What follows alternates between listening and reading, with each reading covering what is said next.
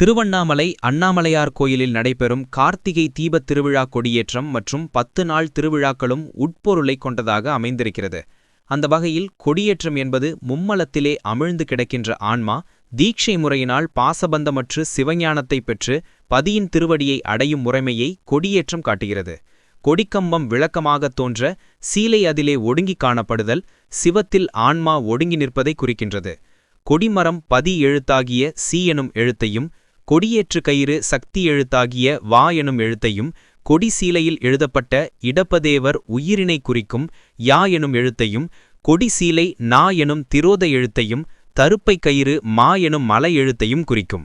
இப்படி சிவயனமை எனும் கொடியேற்றம் அண்ணாமலையார் கோயிலில் இன்று காலை நடைபெற்றது.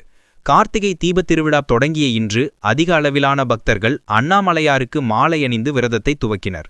சிறுவர் சிறுமியர்கள் பெண்கள் ஆண்கள் என ஏராளமானோர் அண்ணாமலையார் கோயிலில் உற்சவர் மற்றும் சம்பந்த விநாயகர் சன்னதியில் அண்ணாமலையாருக்கு அரோகரா என்ற பக்தி முழக்கத்துடன் மாலை அணிந்தனர்.